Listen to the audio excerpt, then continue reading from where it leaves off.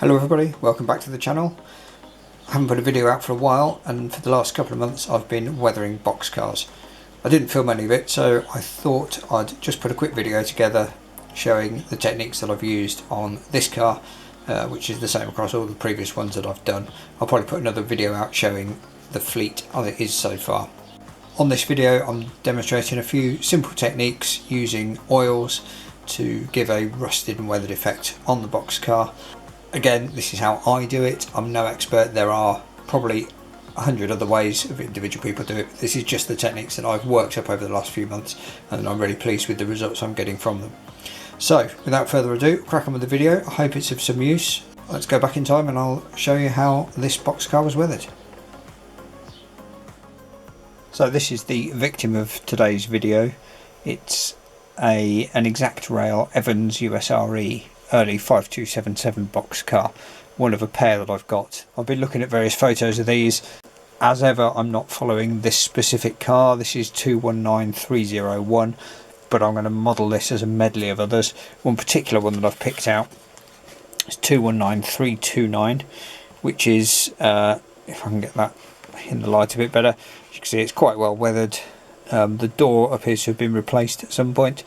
But then the rest of the boxcar is quite faded. So on one side, I shall do that. The other side, I haven't quite decided what I'm doing yet. May or may not have graffiti on it. So this one just needs a little bit more white fading on it, just to bring it down a little bit. Then I'll pop some underframe dirt on underneath, and then we can get into a bit more detail on weathering the rest of the car to match the photos that we're going to be using as references. So I've masked the doors both sides. I've found an image of a boxcar that I'm going to base the second side on, and again it's got a slightly, it's not quite as marked as the one that I'm using for the first side, but it's got a slightly greener door than the rest of the car, so I've masked both doors.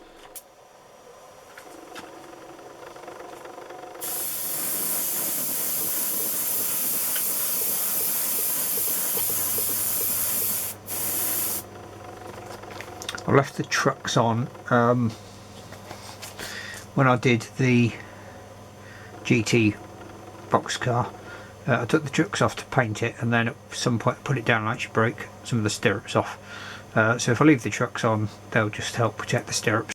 But also the white, because it's the matte, it actually acts as a bit of a primer on the trucks when I come to weather them, so hence why they're still there. They will get a bit of white on them, but I'll weather them down at the end once the rest of it's done.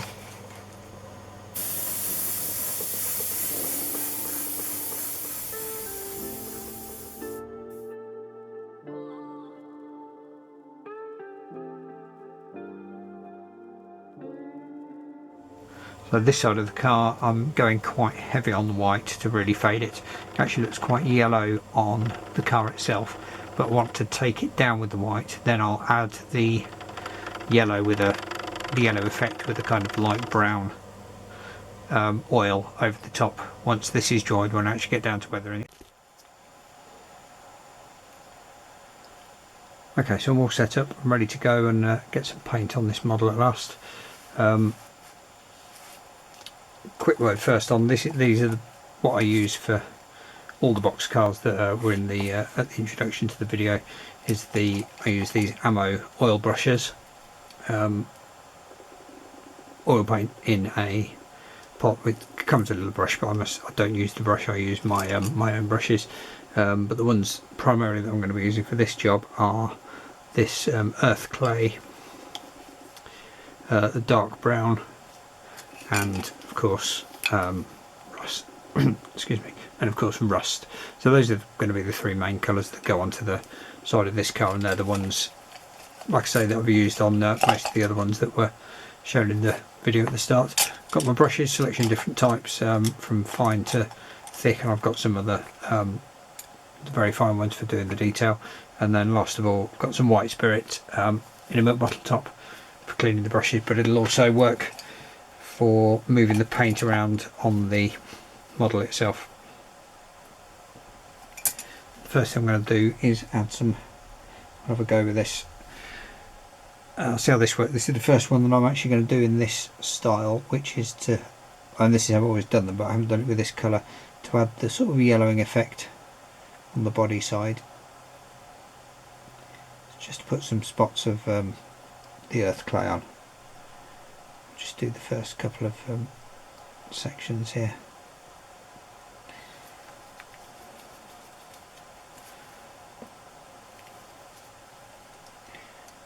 And then with my slightly wider brush, with just a little bit of white spirit, and it is literally a little bit.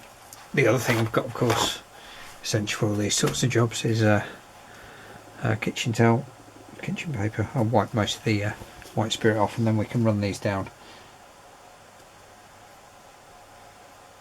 and that will just put that colour over the side of the model.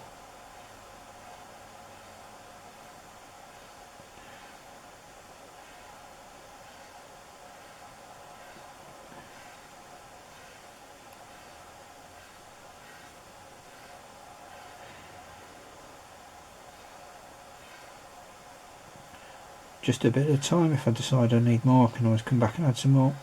And with the white spirit you can wash it off. And the good thing is with the white spirit, of course, it won't affect the acrylics that I used for the fade. So it should keep it, provided I've left it long enough to dry. It's had a few days, but I must admit I'm a little bit concerned that it may not have fully hardened there, but we'll see how it turns out.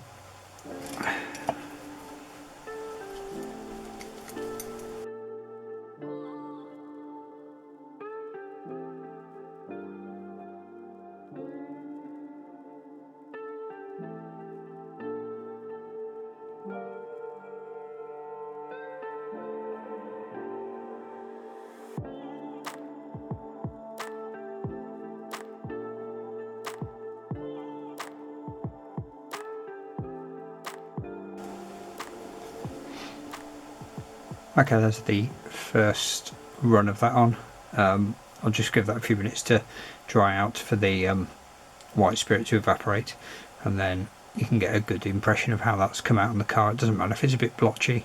You can either go over it with more paint or more white spirit. The fade is still okay on there at the moment, so I'm happy with that. I don't want to overwork it and damage that. But I'll let that sort of dry out a bit, and then I'll see if I want to add any more paint anywhere. This is just an initial base coat, and then we'll start getting in some of the more pronounced colours around the edges and from the top once I'm happy with this.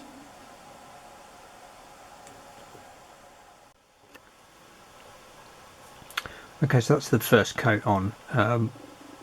It's fairly faint, so it doesn't really show up in this light. This is not the best light to see it in, unfortunately, on the camera, but I think you can see, particularly on this panel here, the sort of yellowing effect on the green paint, which is quite nice. I'm happy with how that's sitting at the moment. Again, it doesn't really show up, but it's just taken the edge off the white on the paint on the logos, on the Burlington Northern logo. So, and there'll be more going on. So what I'm going to do next is add the same colour. Looking at the photo of the original, I'm going to put that along the top edge, and again just run it down. This is the colour varies across, obviously, as you can see. So I'll probably add a bit more in some of these spots. This first panel is obviously quite dark. From about halfway down, so I'm just going to add some of those extra accents in now, and then once that's done, I can then get on with popping the rest on the top.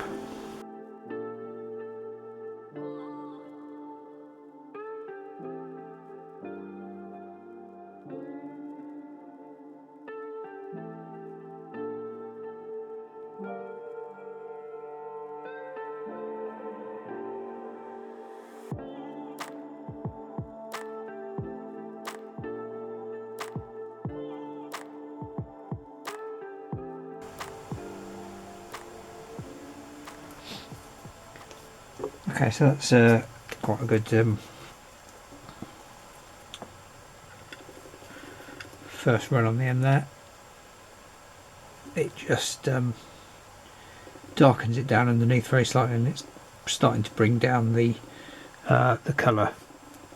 So it's still not looking great on the camera, but hopefully just see that in there.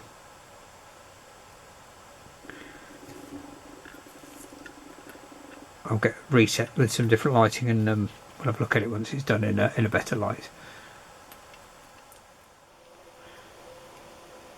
So that's the first sort of base coat on. It's very, very faint. You can hardly see it at all on the camera. To the naked eye you can, but on the camera it is quite difficult to pick out the colour. You can see at the top where it's more darkened down. And what I've started doing now is just adding a little bit more to the panels where it's darkened down. So if you look at the original photo, obviously there's a lot of it's a lot bit rust based, but there's also this sort of general yellowing of the panels. So I'm just going to darken down all these areas with the original colour, the fired earth clay. A bit more of that just to get some of these areas with their initial darkening down, and then I can move on to the rust, and then finally the dark brown.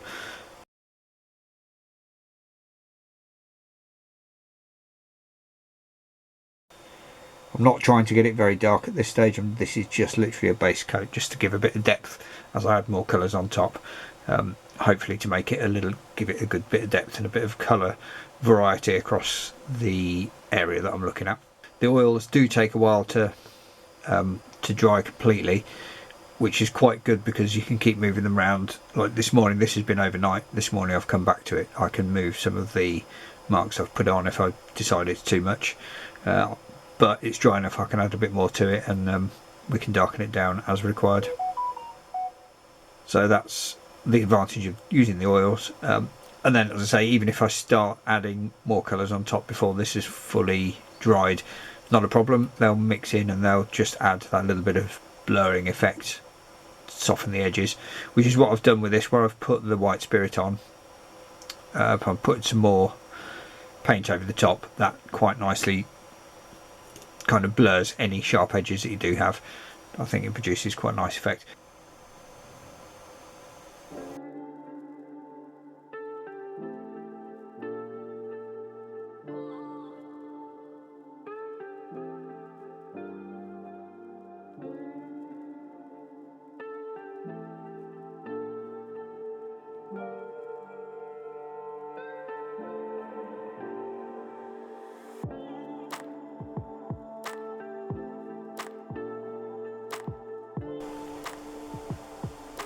Okay, as I say, I can always come back and add a little bit more to that if required. Okay, with that base colour on, just giving it a general light touch, I'm now started adding a much heavier coat. It's the same colour, just a bit more heavily applied to start filling in some of the colour down the bottom here. And again, I'm doing it using a very similar technique to what I did here, putting the paint onto the body, then running it down with my brush again, the wider brush, except this time I'm not putting any white spirit on it. I'm just going straight with the paint and then spreading it with the brush. The nice thing with the oils is it spreads really nicely, and you can use, between stippling it and brushing it, you can really lose the hard edges, get it nice and soft edges on it. The edges on the actual rust itself will be much harder, but that'll be the darker colour. This is like the spooling out of the colour from the rust itself, causing this discoloration on the sides of the car, I think. So that's what I'm doing with that, and I'll again, I've done this first half. I'll just do some of that on this side and start matching up some of these darker patches. And of course throughout I've been all the time running the brush from top to bottom.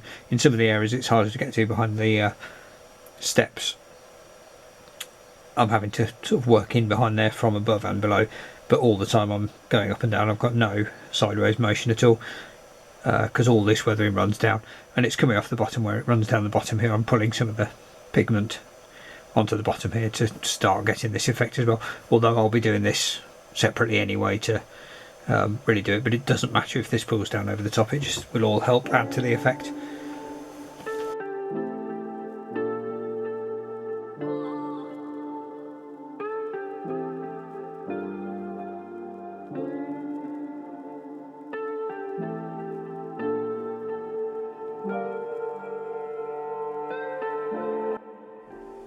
So yeah, that's how I've done that. It's the same technique I used on all this, and I will carry that on across the rest of these panels.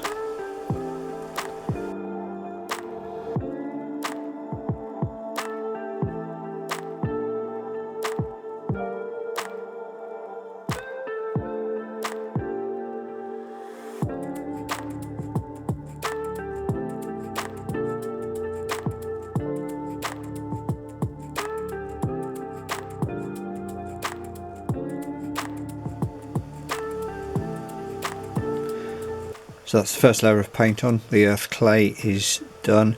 It does look a bit wishy-washy at the moment, but I'm now going to start adding the rust, which is a bit of a darker colour, and that will start to really bring out the depth of the colours on the original car.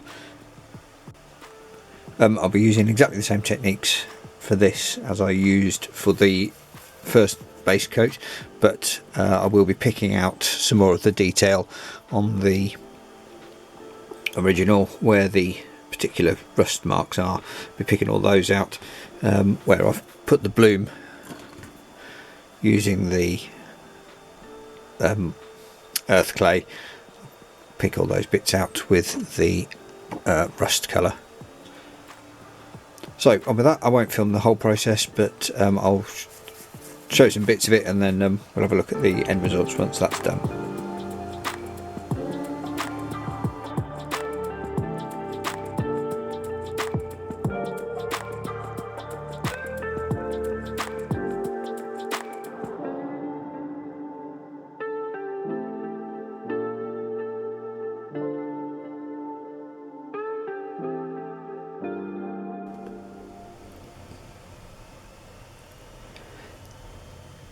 So it's more of the same with the slightly darker colour, the rust, which I've put over this side, and I hope you can see there it's really darkened down where the lighter was before. I've gone over most of the light parts but not all, so you do get that colour variation, and having the light underneath really does give it a bit of depth and allows it to fade from light to dark, and you can still see the green poking through from underneath.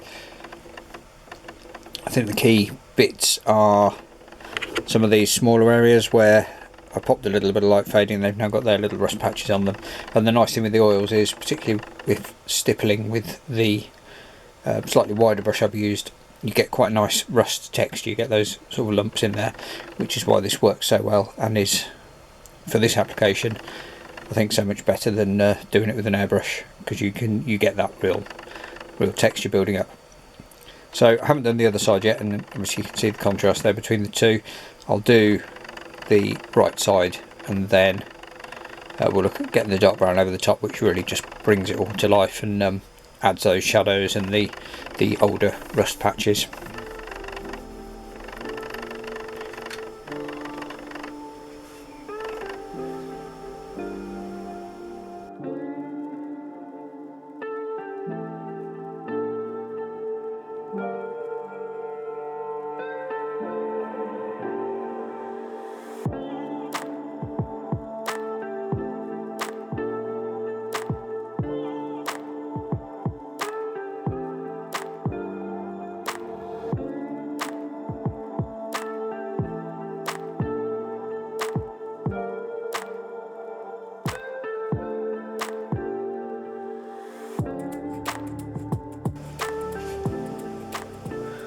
Okay, so that's the first half done.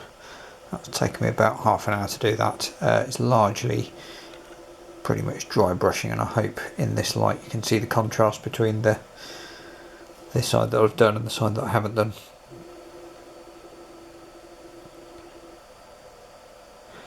I've got the texture on using the rust paint and dry brushed over the top. It really sort of darkens that down. You can still see the rust underneath, but it gives a dark finish to the rust colour paint, so it looks like a lot older rust, sort of fairly well embedded rust. So that's that half done. I'll do the other half, and then hopefully we'll call this side of the car done. Apart from the doors, I need to just put a very small amount of grime over the doors, not much, but just to weather them down a little bit.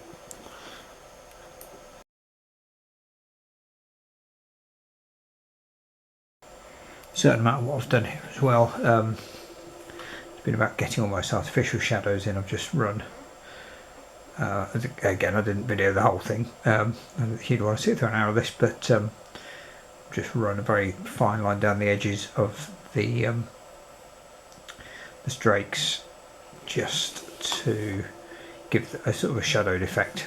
Again, it's almost dry brush, it's very fine, just very slightly darkens it down. Hopefully once it's done I'll get it outside in some natural light and get a proper look at the finish there.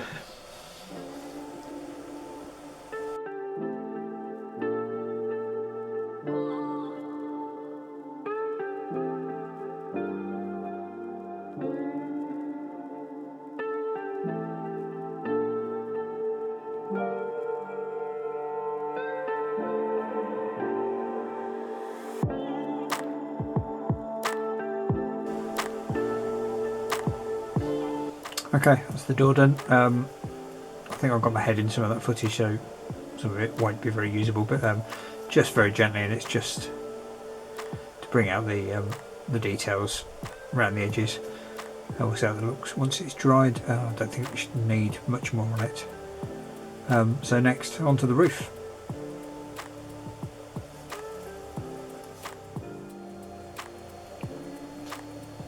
Okay, so with both sides and the ends done, which I did off camera, I've now turned attention to the roof, which, due to minor error on my part, I started doing last night and then realised I was supposed to be videoing it for this video. So it is started. Basing it on this car. I couldn't find a picture of either of the cars that the actual model I'm basing the weathering on, but I found this quite good picture of a roof with a bit of variety on it, on the usual source, railroadpicturearchive.net. So that's what I'm basing this one on. And what I'm using is, I've got the paint. I've put in the first coat of the earth clay again on excuse me, on the roof initially. Got that in my palette here, milk bottle lid, and I'm using this Plastazote foam. This is a 5mm one, which I use. I'm a saddler in my business. I've got quite a lot of this, so I just use little offcuts of this. I know people use sponges. I've got loads of this around, so this is what I'm using. It's quite finely grained, and it produces quite a nice finish texture with the rust. So all I've done is a little bit in the cap, and then I'll just dab it on. I'll have a look and see where, again this isn't exact, but where the majority of the rust is, and then work it in using the sponge. And what I've done, I've cut it in. I've got some square edges and some round edges, and I can use that to vary the way that it goes on. What I'll do once this is done, obviously we're going to put the other coats on, and then I'll also use a brush to touch up where I feel it's necessary. But so yeah, that's the technique I've done for the roof. That's the first coat on, which is again the same as we used on the sides, the earth clay, and now I'll move on to the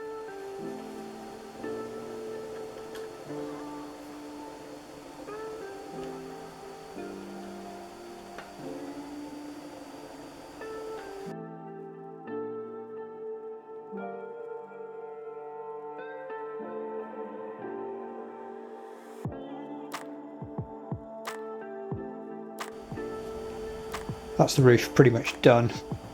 I'm just going to add a little bit more colouring down on one of these spars at this end, just to try, and I've kind of copied this as best I can. This section I think needs to be a little darker, so I'm just going to add a bit more paint in there.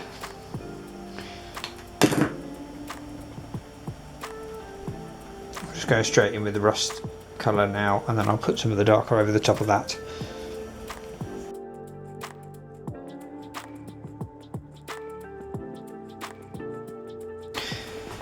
So I'll add the dark brown onto that. Sorry if I have my hands in front of it. I'll add the dark brown onto that once that's dried.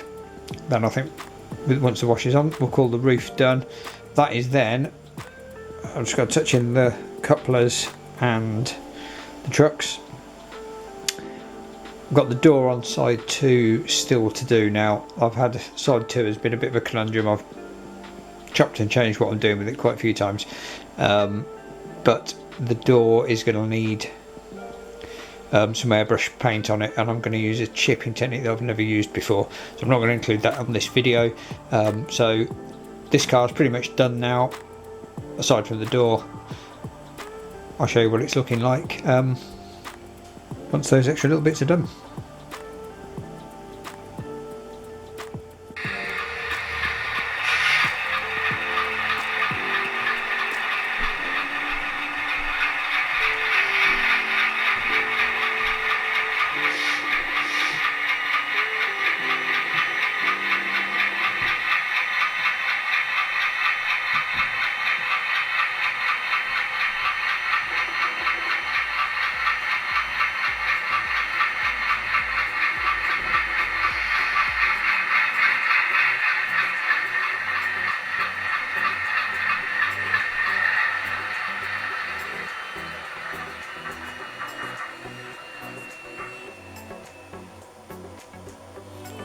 Okay, here's the finished boxcar.